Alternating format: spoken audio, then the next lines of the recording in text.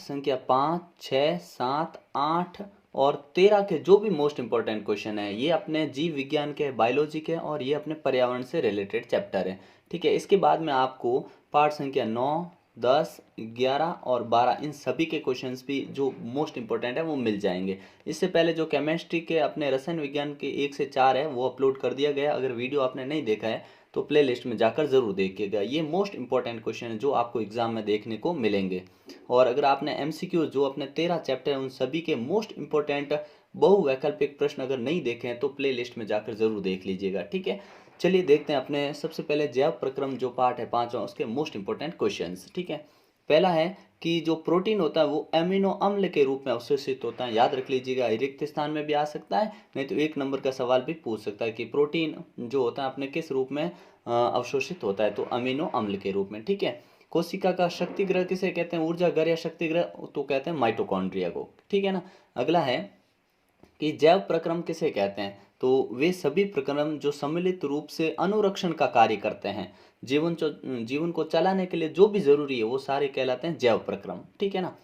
ज्यादातर पेड़ पौधे नाइट्रोजन का अवशोषण, ये इंपॉर्टेंट क्वेश्चन है। ठीक है ना, नाइट्रोजन का अवशोषण वो अमोनिया या नाइट्रेट्स के रूप में करते हैं, स्पेशली नाइट्रेट्स याद रखना। ठीक है, और राइजोबियम है वो इनमें मदद करता है। ठीक है, अगला है अपने कि पाचन नली में सर्वप्रथम भोजन में मिलने वाला एंजाइम कौन सा है, मतलब पाचन नली में सबसे पहले कौन सा मिलता है, लार के अंदर होता है वो एमाइलेज। ठीक है ना, भोजन में मिलाने वाला एंजाइम कौन सा है अपने मिलने वाला, एमाइलेज। ठीक है, शरीर में पानी का अवशोषण कहाँ होता है, तो बड़ी आंत में। और ज्यादातर जो भोजन का पाचन है वो कहाँ हो जाता है, छोटी आंत में। ठीक है, शुद्धांत्र में होता है अपने भोजन को जो ज्यादातर होता है पाचन वहां पे हो जाता है, और पानी का जो अवशोषण होता है वो वृद्धांत्र यानी बड़ी आंत में होता है। ठीक है ना।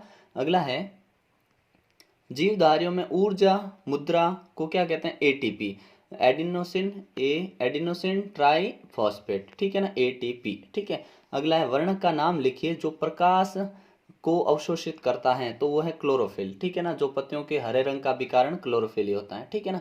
अगला क्वेश्चन है कि भोजन के पाचन में लार की भूमिका क्या होती है, लार की भूमिका बतानी है।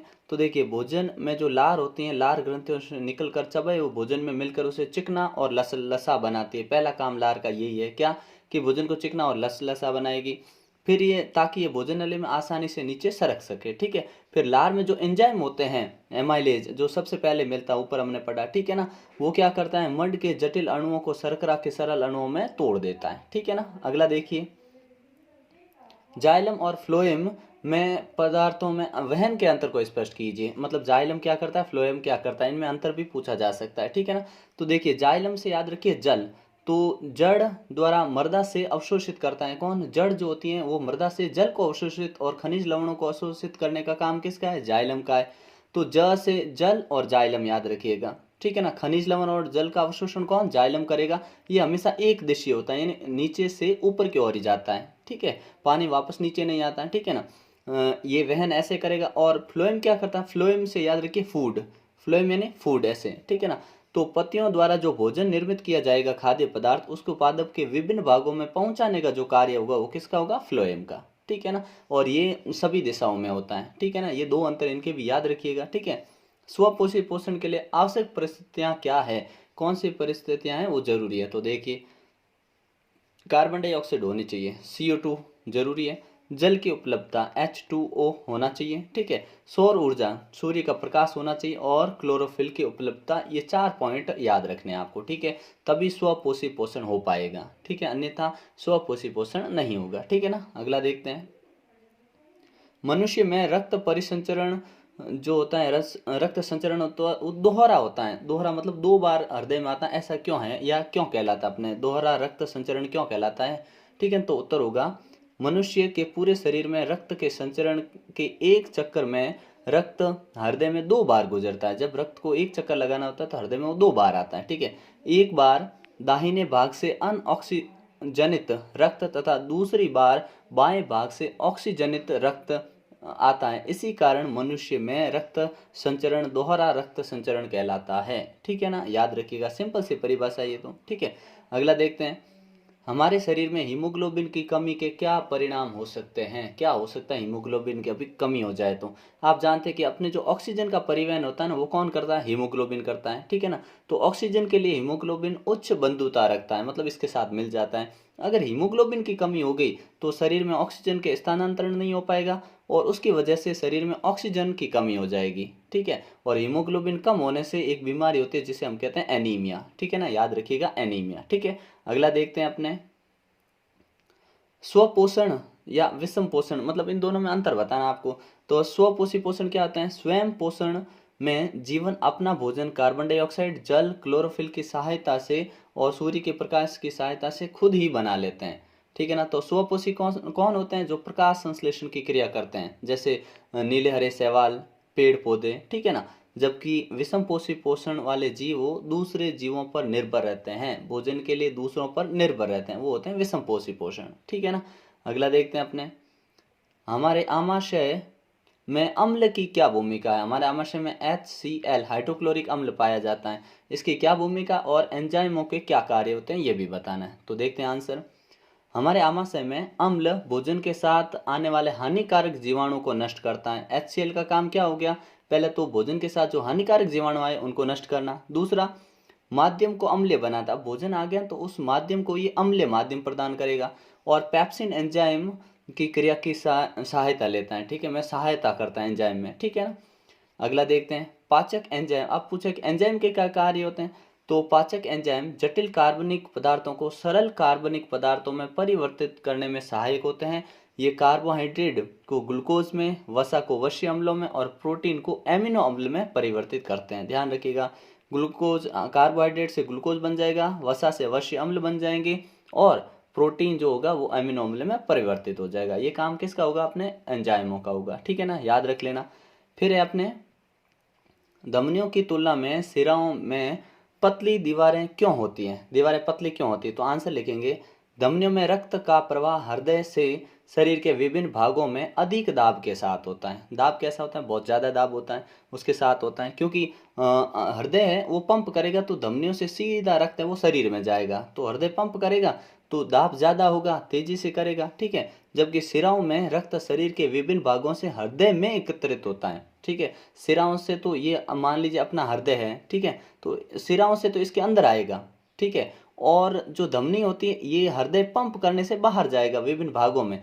तो जब पंप करते हैं तो ज़्यादा ताकत लगती है, तेजी से जाता है, इसलिए जो अपनी धमनियाँ होती है ये मोटी होती हैं, इनकी दीवार मोटी होती है। और शिराओं की दीवार है क्योंकि इनमें प्रेशर होता नहीं तो आराम से खून आ जाता है। इनमें कपाट जरूर होते हैं, शिराओं में क्या होते हैं? अपने कपाट होते हैं, ठीक है ना, ये ध्यान रखिएगा, ठीक है। अगला देखते हैं अपने, वायवीय और अवायवीय श्वसन में मुख्य अंतर। तो वायवीय ऑक्सीजन की उपस्थिति में होगा, ये अनुपस्थिति में होगा, ठीक है। ये कहाँ होगा? कोशिका द्रव्य तथा माइटोकॉन्ड्रिया में होता है और ये केवल कोशिका द्रव्य में होता है, ठीक है ना। अवायवीय केवल कोशिका द्रव्य में होता है, ठीक है। और इसमें भोज्य पदार्थों का पूर्ण रूप से ऑक्सीकरण हो जाता है, ठीक है। इसमें पूर्ण रूप से ऑक्सीकरण होगा वायवीय में, और इसमें अपूर्ण रूप से ऑक्सीकरण पूरा हो नहीं पाता। इसमें अपने कार्बन डाइऑक्साइड और पानी बनता है वायवीय में, अवायवीय में अपने अल्कोहल और क्या बनता है? कार्बन डाइऑक्साइड, ठीक है। ये अधिकांश जीवों में ये पाई जाती हैं, ये बहुत कम जीवों में और निम्न श्रेणी के जीवों में पाई जाती हैं, ठीक है ना। अगला देखते हैं, धमनी और सिरा में अंतर, ठीक है ना। तो बड़ा ही सिंपल है, इसको याद कर लेना है अपने को, ठीक है ना। धमनी क्या होती है? ये दीवारें मोटी होती हैं, ठीक है, इलास्टिक होती है, मोटी होती है। इनकी दीवारें पतली होती है, बिना लचक वाली होती है। ये ल्यूमेन संकीर्ण होता है, ये ल्यूमेन इनका चौड़ा होता है, ठीक है, संकीर्ण होता है, पतला ल्यूमेन होता है, इनमें चौड़ा होता है, ठीक है। ये हृदय से रक्त लेकर उनका सेवन संपूर्ण शरीर में करती है। धमनियाँ क्या होती है? हृदय से जो रक्त आ चुका है, शुद्ध रक्त, उसको पूरे शरीर में भेजेगी। और ये जो प्लुमिनरी सिरा को छोड़कर अन्य सभी जो है अनऑक्सीकृत या अनऑक्सीजनित जो रक्त होगा उसको हृदय के अंदर लेके आती है, ठीक है ना, ये ध्यान रखिएगा। अगला है अपने, धमनी में कपाट यानी वॉल्व नहीं पाए जाते हैं, सिरा में कपाट पाए जाते हैं, ठीक है ना। और प्लुमिनरी धमनी को छोड़कर से सभी धमनियां ऑक्सीजनित ब्लड को लेके जाती है, ठीक है ना।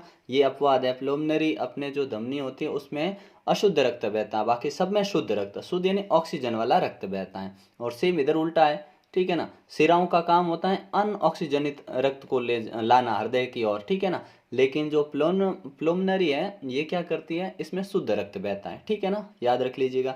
अगला है अपने अगले चैप्टर पे आ जाते हैं, जिसमें पहला क्वेश्चन पूछा है कि मनुष्य में मस्तिष्क और मेरुरज्जु मिलकर कौन सा तंत्रिका तंत्र बनाते हैं। तो ये क्या बनाते हैं, अपने केंद्रीय तंत्रिका तंत्र बनाते हैं, ठीक है ना। अगला क्वेश्चन देखते हैं अपने, केंद्रीय तंत्रिका तंत्र बनाते हैं, यहाँ नीचे लिखा हुआ, ठीक है ना। प्रतिवर्ती चाप में सूचनाओं को संग्रहण या ग्रहण करने वाले तंत्रिका का नाम क्या आता है। तो अपने जो सूचनाएं ग्रहण करता है वो होता है अपने मध्य मस्तिष्क, ठीक है ना। अगला है, नहीं इसका है ना, तंत्रिका जो ग्रहण करता है ना, यहाँ देखने और सुनने, ये क्वेश्चन गलत पड़ा है ना। यहाँ पे सूचनाओं को ग्रहण करने का काम होता है, वो होता है अपने संवेदी तंत्रिका तंत्र का कार्य, ठीक है ना, संवेदी तंत्रिका तंत्र का कार्य। देखने और सुनने और सूंघने में केंद्र और मस्तिष्क के किस भाग में होता है, मतलब सूंघने का केंद्र हो गया, देखना और सुनना, ये सारे कौन से मस्तिष्क में होते हैं काम, तो मध्य मस्तिष्क के, ठीक है ना। अगला है चौथा अपना, मनुष्य में वमन यानी उल्टी, रक्त दाब का केंद्र, ये सारी जो चीजें होती है यहाँ कहाँ पे होती हैं, तो ये होती है अपने मेडुला ऑब्लिंगेटा में, ठीक है ना, कहाँ पे, मेडुला में, ठीक है। अगला है, अग्नाशय से किस हार्मोन का स्त्रावण होता है। तो अग्नाशय से अपने इंसुलिन का होता है, किसका होता है, इंसुलिन हार्मोन का स्त्रावण होता है, ठीक है ना। फिर देखिए अपने नेक्स्ट है, मनुष्य में आयोडीन की कमी से कौन सा रोग होता है, तो घोंघा रोग हो जाता है, घेंगा जिसको कहते हैं, गॉइटर बोल दो, गलगंठ बोल दो या घेंगा बोल दो, ठीक है, आयोडीन की कमी से, ठीक है। अगला है, किस हार्मोन की कमी से मधुमेह रोग हो जाता है, तो इंसुलिन हार्मोन की कमी से, कौन सा हार्मोन, इंसुलिन के हार्मोन की कमी से मधुमेह रोग हो जाता है, ठीक है ना। अगला अपने, मस्तिष्क का कौन सा भाग है जो हमारे शरीर के संतुलन को नियंत्रित करता है, तो संतुलन को नियंत्रित करने का काम अनुमस्तिष्क का है, ठीक है ना। मनुष्य में पौरुष हार्मोन कौन सा है, तो टेस्टोस्टेरोन, ठीक है। और मास्टर ग्रंथि को और किस नाम से अंतःस्रावी रूप से जाना जाता है, तो पिट्यूटरी बोलते हैं, ठीक है ना। मास्टर ग्रंथि, पीयूष ग्रंथि, पिट्यूटरी, ठीक है, पीयूष भी कह सकते हैं, ठीक है ना। अगला देखते हैं अपने, नेक्स्ट है, प्रकाशानुवर्तन किसे कहते हैं, तो हरे पौधे का तना प्रकाश की ओर तथा जड़ अंधकार की ओर गति करते हैं। जैसे तना जो होता है लाइट प्रकाश की ओर, और जड़ें होती है वो अंधकार यानी जमीन की ओर गति करते हैं, इसी को हम प्रकाशानुवर्तन कहते हैं, ठीक है। जलावर्तन क्या होता है, तो इसमें पौधे का जो भाग होता है वो जल के उद्दीपन के कारण होने वाली गति, जलीय पौधे जो होते हैं उसमें जल के उद्दीपन के कारण होने वाली गति को हम जलावर्तन कहते हैं, ठीक है ना, जलानुवर्तन कहते हैं। अगला देखते हैं अपने, मस्तिष्क का कौन सा भाग शरीर की स्थिति और संतुलन का अनुरक्षण करता है, तो ये करता है अपने काम, किसका है, पश्च मस्तिष्क के अंदर स्थित होता है अनुमस्तिष्क, ये इसका कार्य होता है, किसका कार्य होता है, अनुमस्तिष्क का, ठीक है ना। तो स्थिति और संतुलन का अनुरक्षण या मैनेज करता है, इसको कौन करता है, अनुमस्तिष्क करता है, और ये किसका भाग है, पश्च मस्तिष्क का भाग है, ठीक है। अगला क्वेश्चन देखते हैं अपने, क्या होगा जब हमारे खाने में आयोडीन की कमी हो जाएगी। तो देखिए, आयोडीन की कमी के कारण थायराइड द्वारा जो थायरोक्सिन हार्मोन है उसकी मात्रा कम हो जाएगी, जिससे होगा क्या, परिणाम स्वरूप कार्बोहाइड्रेट, प्रोटीन और वसा की उपापचय क्रिया बाधित होगी, और आयोडीन की कमी से घेंगा रोग हो जाता है ना, गलगंट रोग हो जाता है, ठीक है। फिर अपने न्यूरॉन का नामांकित चित्र, ये पूछे जाने का चांस कम है क्योंकि ये 9th से आप करते आ रहे हो, ठीक है ना, लेकिन इसके कार्य आपको अच्छे से याद रख लेने हैं, ठीक है। तो कार्य क्या होते हैं, ठीक है, बाह्य वातावरण से प्राप्त प्रेरणाओं और संवेदनाओं से विद्युत आवेगों में बदलना। क्या पहला काम न्यूरॉन का क्या होगा, कि जो बाह्य वातावरण से हमें प्रेरणा और सूचनाएं मिली उनको विद्युत आवेग में बदलना। दूसरा, ये जो विद्युत आवेग आए हैं तंत्रिका तंत्र के मुख्य अंग प्रमुख अंग मस्तिष्क के विभिन्न भागों तक भेजता है, ठीक है, क्या करता है, दिमाग के हर हिस्से में भेज देता है, ठीक है। फिर मस्तिष्क और मेरुरज्जु से प्राप्त आदेशों से संबंधित अंगों तक पहुंचाना। और फिर है, सजीव के शरीर के आंतरिक वातावरण में विभिन्न भागों के बीच समन्वय स्थापित करना, ये किसके, अपने तंत्रिका तंत्र न्यूरॉन के कार्य है, ठीक है। अगला देखते हैं, ये डेफिनेशन आपको अच्छे से पता कर लेनी है, याद कर लेनी, कहने का मतलब, ठीक है ना। देखते हैं क्या है, थायरोक्सिन क्या होता है, कि कार्बोहाइड्रेट, प्रोटीन, वसा की उपापचय क्रियाओं का नियमन करता है, कौन, थायरोक्सिन हार्मोन, ठीक है। इंसुलिन क्या होता है, इस शर्करा का नियमन करता है, ठीक है। इन सब के कार्य बताने इन हार्मोनों के, ठीक है ना। तो ये तो अपने किसका करेगा, कार्बोहाइड्रेट, प्रोटीन, वसा का उपापचय की क्रियाओं को नियमन करेगा, और इंसुलिन है ये शर्करा का नियमन करेगा, रक्त शर्करा का, ठीक है। और एड्रेनलिन ये अपने रक्त प्रवाह और हृदय स्पंदन की गति को बढ़ाता है, ठीक है। और वृद्धि हार्मोन जो होते हैं विकास और वृद्धि के लिए जरूरी है। और टेस्टोस्टेरोन है ये यौन आरंभ के समय शारीरिक परिवर्तन के लिए जिम्मेदार होता है, ठीक है ना। अगला देखते हैं अपने क्वेश्चन। ये पादप हार्मोन जो आपको बहुत ही अच्छे ढंग से याद कर लेना है, ठीक है। यहाँ से छोटा बड़ा किसी भी प्रकार का क्वेश्चन बनेगा ही बनेगा, ठीक है ना।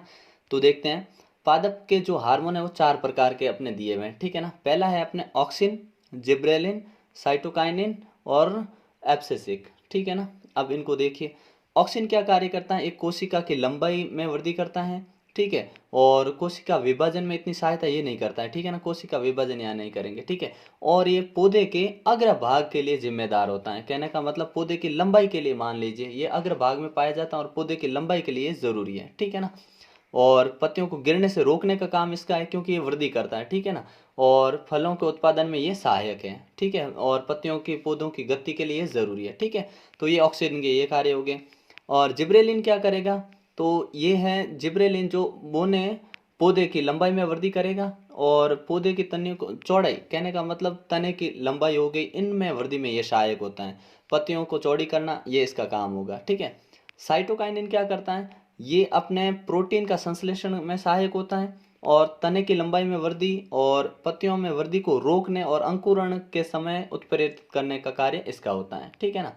अगला है अपने ABS यानी एब्सिसिक अम्ल। ये क्या काम करता है, तो ये फूलों को खुलने और बंद होने की क्रिया को नियंत्रित करता है, ठीक है। और पतझड़ इसी के कारण होता है, जो अपने पौधे की वृद्धि को कम करने का, वृद्धि संबंधक बोलते हैं इसको, ठीक है ना। एब्सिसिक को क्या बोलते हैं, वृद्धि संबंधक बोलते हैं, ठीक है ना। और साइटोकाइनिन कोशिका विभाजन का कार्य करता है, ठीक है ना। ये इनके कार्य कुछ ध्यान रखना, ठीक है ना। अगला देखते हैं अपने मस्तिष्क के विभिन्न कार्य, जो मस्तिष्क के भाग है उन सभी के कार्य देख लीजिए। तो मस्तिष्क में देखिए, अग्र मस्तिष्क जो होता है भूख और प्यास का केंद्र होता है, ठीक है। इनको नियंत्रित करने का कार्य इसका होता है। मध्य मस्तिष्क होता है वो सुनने देखने के कार्य के लिए उत्तरदायी होता है, ठीक है। और मस्तिष्क में जो मेडुला पाया जाता है ये रक्तदाब और वमन क्रियाओं को नियंत्रित करता है, ठीक है।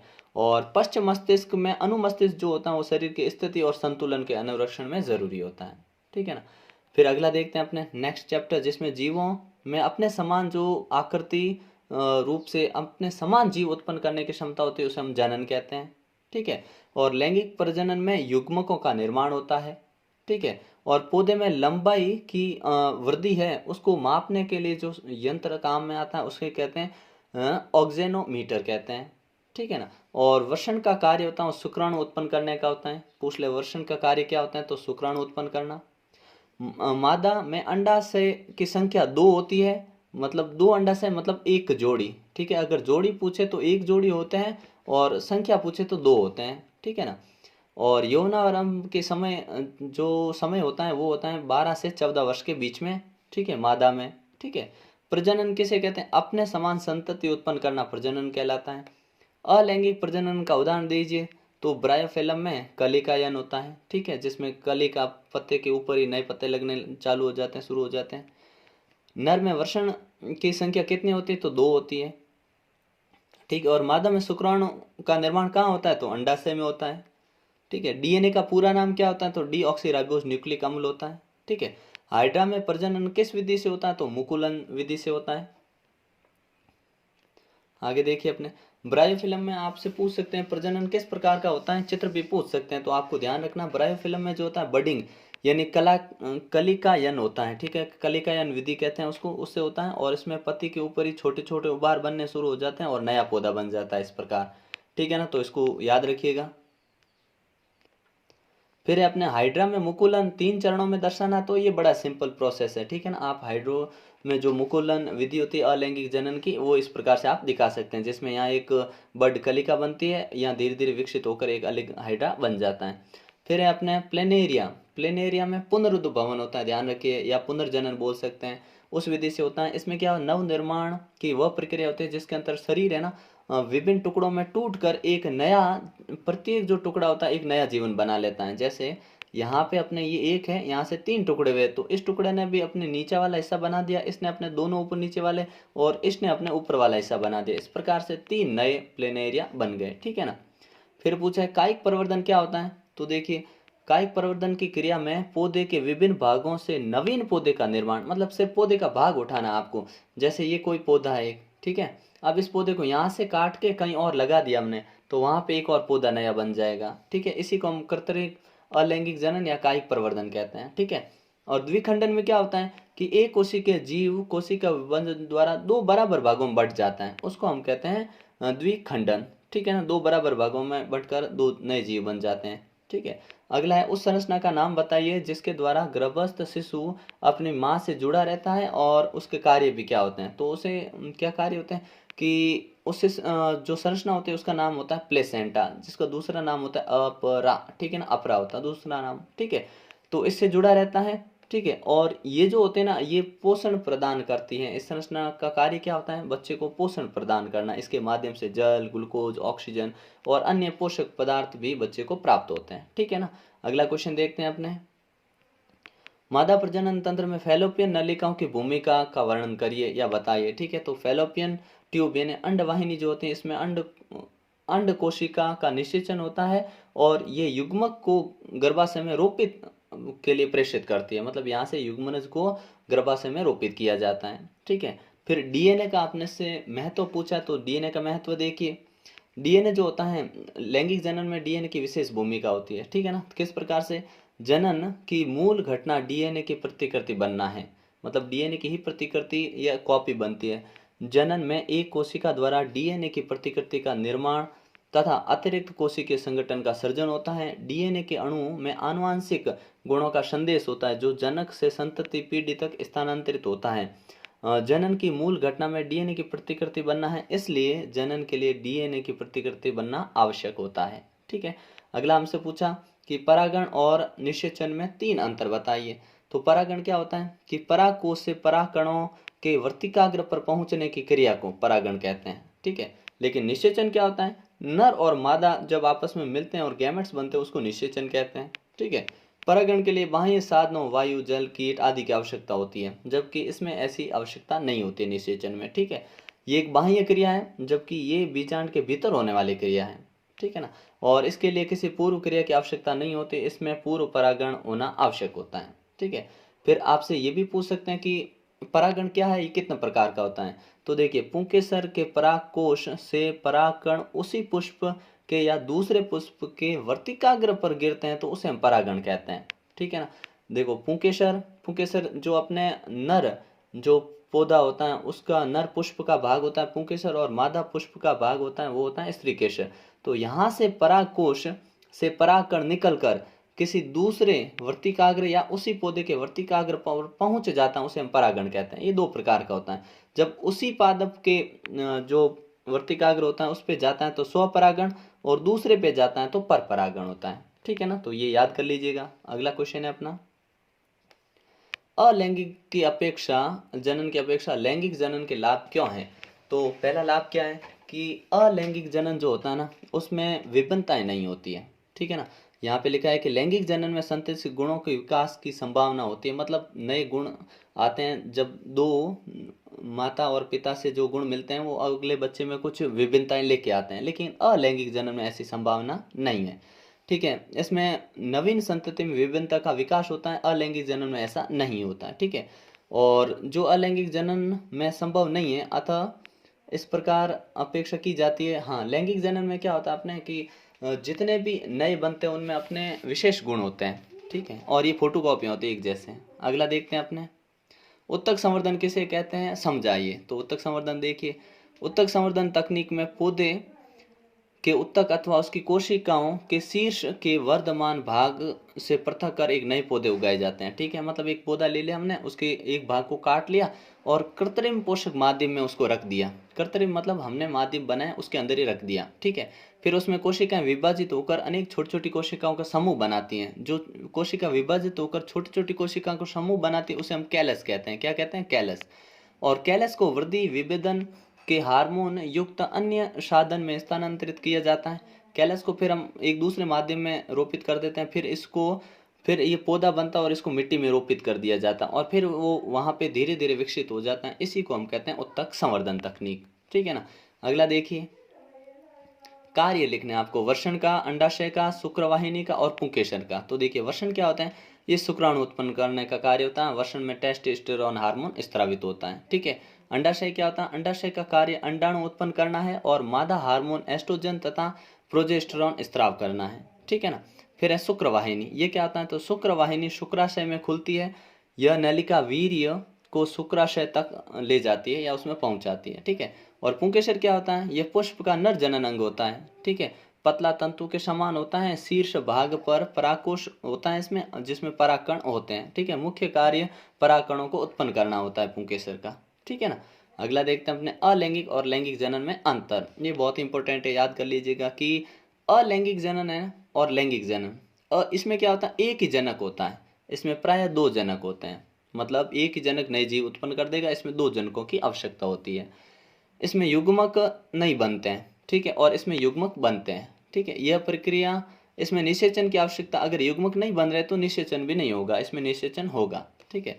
इस प्रक्रिया में युग्मनज नहीं बनते हैं, निषेचन नहीं हुआ तो युग्मनज नहीं बना, इसमें बनेंगे, ठीक है।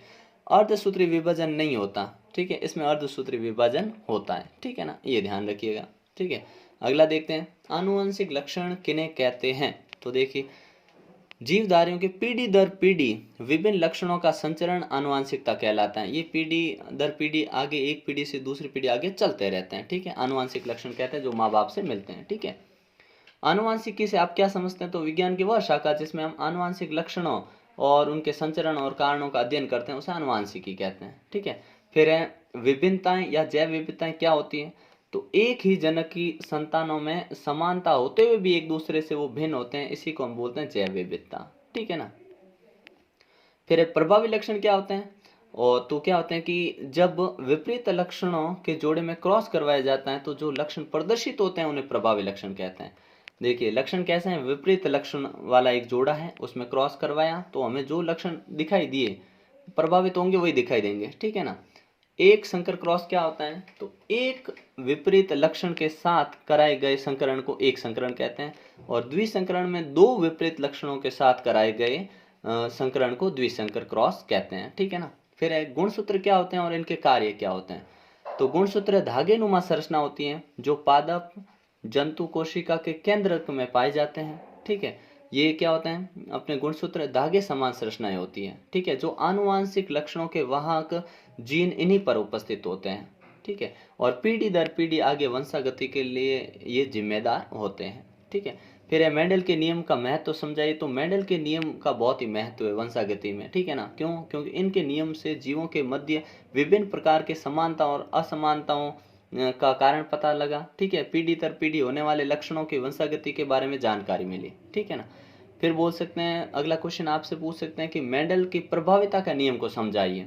तो देखिए प्रभाविता का नियम क्या कहता है कि इस नियम के अनुसार जब विपरीत लक्षण वाले किसी जोड़े में आपस में क्रॉस करवाया जाता है तो पहली पीढ़ी में केवल प्रभावी गुण या लक्षण दिखाई देते हैं, ठीक है ना। इसी को कहते हैं हम प्रभाविता का नियम। पहली पीढ़ी में क्या, केवल प्रभावी लक्षण ही दिखाई देंगे। जैसे लंबे पौधे का बोने के साथ क्रॉस करवाए तो प्रभावी लक्षण ही दिखाई देंगे। जैसे ये देखिए, ये प्रभावी लक्षण है, यहाँ पे शुद्ध लंबा है और शुद्ध बोना है, इनका क्रॉस करवाया तो ये प्रभावी लक्षण दिखाई दिए, इसी को हम प्रभाविता का नियम कहते हैं।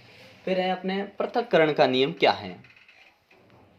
तो देखिए जब एक जोड़ा विपरीत लक्षणों को एक संकर के साथ कराया जाता है तो ये एक दूसरे से बिना मिश्रित हुए साथ साथ रहते हैं और युग्मकों का निर्माण करते हैं। ये पूर्ण रूप से शुद्ध होते हैं, इसी कारण इनको युग्मकों की शुद्धता का और पृथक्करण का नियम कहा जाता है, ठीक है ना। अगला है अपने जीन के 4 कार्य पूछे, ठीक है ना। तो देखिए जीन के 4 प्रमुख कार्य देखिए, ठीक है, कि ये आनुवांशिकता की इकाई होते हैं, ये प्रोटीन निर्माण में सहायता करते हैं, कौन, जीन, ठीक है, और जीवों के लक्षणों का निर्धारण एवं सूचना प्रेषण करते हैं, और डीएनए और आरएनए के कार्यों का नियंत्रित करते हैं, ठीक है ना। डीएनए आरएनए के कार्यों को भी नियंत्रित करते हैं, कौन, जीन, ठीक है। अगला देखते हैं मनुष्य में लिंग निर्धारण कैसे होता है। ये आप बचपन से पढ़ते आ रहे हैं, ठीक है ना। ये अपने एक्स वाई और ये अपने एक्स और एक्स, ठीक है। अब इनका क्रॉस हुआ तो ये क्या बनेगी, ये फीमेल लड़की, ठीक है, और ये लड़का, ठीक है। अब इनसे करवाते हैं, ये लड़का और ये लड़की, ठीक है ना। तो इस प्रकार 1:1 में लड़का और लड़के होने का चांस होता है, ठीक है ना। तो ये आपको यहाँ पे लिखना है। फिर मेंडल ने ना मटर के पौधे का चुनाव क्यों किया। तो देखिए एक तो मटर का पौधा वार्षिक होता है, 1 वर्ष में अल्प जीवन काल के कारण चुना। दूसरा, इस सर्वत्र आसानी से उगाया जा सकता था। तीसरा, इसका पुष्प द्विलिंगी था। ये स्वपरागित भी हो सकते थे, स्वपरागण करवाया जा सकता था, और इसमें अनेक विपर्यासी लक्षणों वाले गुण थे, इसके कारण इन्होंने मटर को पौधे को लिया था। ठीक है, आगे देखते हैं अपने जो 13वां चैप्टर है उसके मोस्ट इंपोर्टेंट क्वेश्चंस। संपूर्ण विश्व में मनुष्य के क्रियाकलापों से वातावरण का तापमान बढ़ने वाली इस घटना को हम कहते हैं ग्लोबल वार्मिंग। खाद्य जाल क्या होता है? तो अनेक खाद्य श्रृंखला परस्पर मिलकर जटिल खाद्य जाल का निर्माण करती है। ठीक है ना, इसको हम कहते हैं खाद्य जाल। ठीक है, मतलब खाद्य श्रृंखला मिलकर खाद्य जाल बनाती है। फिर है पौधे अपना भोजन किस प्रक्रिया द्वारा बनाते हैं? तो ये प्रकाश संश्लेषण की प्रक्रिया है। ठीक है ना। फिर है जो पदार्थ सूक्ष्म जीवों द्वारा अपघटित हो जाते हैं उन्हें हम कहते हैं जैव निम्नीकरणीय। ठीक है, और जो पदार्थ सूक्ष्म जीवों द्वारा अपघटित नहीं होते हैं उन्हें हम कहते हैं अजैव निम्नीकरणीय। ठीक है ना। अगला है अपशिष्ट किन्हें कहते हैं? तो उपयोग के उपरांत त्यागा गया पदार्थ जो वातावरण को दूषित करता है उसे हम अपशिष्ट पदार्थ कहते हैं। जो पर्यावरण को नष्ट करता है, खराब करता है, उसे हम कहते हैं अपने अपशिष्ट पदार्थ। ठीक है, पोषण के आधार पर उपभोक्ता को 3 भागों में बांटा है। कौन सा? शाकाहारी, ये पोषण के, ठीक है ना, जो सिर्फ शाक यानी जो शाकाहारी भोजन करते हैं, मांसाहारी केवल मांस खाते हैं, सर्वाहारी जो शाकाहारी और मांसाहारी दोनों, ये दोनों जो होते हैं उनको दोनों को ही कहते हैं हम सर्वाहारी। ठीक है, फिर अपना ओजोन परत में छिद्र सबसे पहले कहाँ देखा गया? तो अंटार्कटिका में देखा गया था 1985 में। ठीक है, अगला क्वेश्चन है ग्लोबल वार्मिंग के कोई 2 कारण लिखिए। तो पहला कारण है कि वृक्षों की अत्यधिक कटाई से CO2 में वृद्धि हो रही, क्योंकि पेड़ पौधे कार्बन डाइऑक्साइड लेते हैं, हमने पेड़ काट दिए तो उनको लेगा कौन कार्बन डाइऑक्साइड को, इसलिए वो बढ़ गई। ठीक है, और जीवाश्म ईंधन के दहन स्वरूप CO2 और CO इन carbon dioxide, carbon monoxide gas बहुत ज़्यादा बढ़ रही है, जिससे अपने वातावरण प्रदूषित हो रहा है, ग्लोबल वार्मिंग बढ़ रही है, आने वाली जो UV रेज हैं वापस जा नहीं पाती और पृथ्वी का तापमान बढ़ रहा है। एरोसोल जैसे CFC और AC और रेफ्रिजरेटर में इनका उपयोग करने से भी ग्लोबल वार्मिंग बढ़ती है। ठीक है, अगला क्वेश्चन देखते हैं पारितंत्र में अपमार्जक की भूमिका क्या होती है? तो अपमार्जक मृत उत्पादों और उपभोक्ता के शरीर का विघटन करके उन्हें जटिल कार्बनिक पदार्थों से सरल कार्बनिक पदार्थों में तोड़ देते हैं और मृदा के पोषण में वृद्धि कर देते हैं। ठीक है ना, तो अपमार्जक की तो बहुत महत्वपूर्ण भूमिका होती है, जो जटिल कार्बन पदार्थ को सरल कार्बनिक पदार्थों में तोड़ देती है। ठीक है ना, अगला देखते हैं अगला अपने पारितंत्र में कितने प्रकार के घटक होते हैं उनके नाम बताने हैं। ठीक है, तो 2 घटक होते हैं। कौन कौन से? जैविक घटक जिसमें सारी जीवित चीजें, अजैविक घटक जिसमें मृत चीजें। मतलब कौन कौन से आती है ये आगे लिखा पड़ा कि जैविक घटक वो होते हैं जिसमें उत्पादक, उपभोक्ता और अपघटक शामिल होते हैं, सभी जीवित। ठीक है, अजैविक घटक में वायु, जल, सौर ऊर्जा, प्रकाश, ताप, लाइट, मृदा, ये सारे इसमें शामिल होते हैं। ठीक है, तो इंपॉर्टेंट क्वेश्चन है। ठीक है, अगला अपना जीवाणु, कवक, अपघटक क्यों कहलाते हैं? मतलब जीवाणु और कवक ये अपघटक क्यों कहलाते हैं और पर्यावरण में इनका महत्व क्या? महत्व अभी हमने पढ़ा, लेकिन ये क्यों कहलाते हैं? क्योंकि ये क्या करते हैं, जितने भी कार्बनिक पदार्थ होते हैं उन सभी को ये तोड़कर मृदा में मिला देते हैं और मृदा को उपजाऊ बनाते हैं। इसी कारण इनको प्राकृतिक सफाई कर्मी भी इनको कहा जाता है। ठीक है ना, ध्यान रखना। और अपघटन करके ये पृथ्वी के जो अपने जमीन है उनके पोषक तत्वों को संतुलन बनाए रखते हैं। ठीक है, अगला है अपने पर्यावरण प्रदूषण क्या है? इसके 3 अजैविक निम्नीकरण प्रदूषकों के नाम लिखिए जो मानव के लिए हानिकारक है। तो देखिए वे पदार्थ जो पर्यावरण को दूषित करते हैं और पर्यावरण प्रदूषक कहलाते हैं। 3 अजैविक निम्नीकरण कौन सा होगा? प्लास्टिक, पॉलीथीन, कृषि रसायन, ये प्रकृति में खत्म ही नहीं होते हैं। ठीक है ना।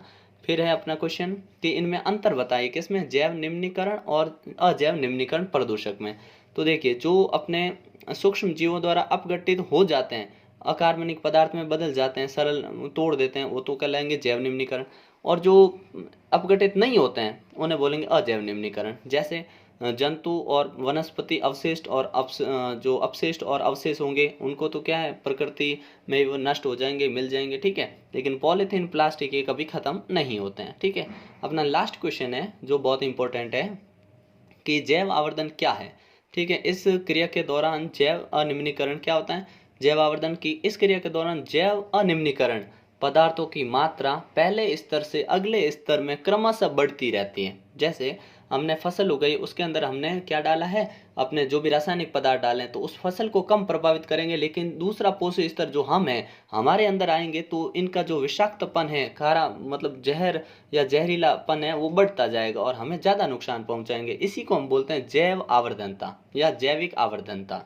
ठीक है ना, तो ध्यान रखिएगा क्या होता है जैव अनिम्नीकरणीय पदार्थों की एक पोषी स्तर से दूसरे पोषी स्तर में मात्रा बढ़ जाती है और इसी को हम कहते हैं अपने जैव आवर्धनता। ठीक है, वीडियो कैसा लगा कमेंट सेक्शन में ज़रूर बताइएगा। ठीक है, मिलते हैं नेक्स्ट पार्ट में जिसमें हम अपने फिजिक्स के जो चैप्टर बचे हुए हैं भौतिक विज्ञान के उन सभी के बारे में बात करेंगे और दोस्तों के साथ वीडियो को शेयर करना नहीं भूलें। ठीक है, मिलते हैं नेक्स्ट पार्ट में, तब तक के लिए जय हिंद जय भारत।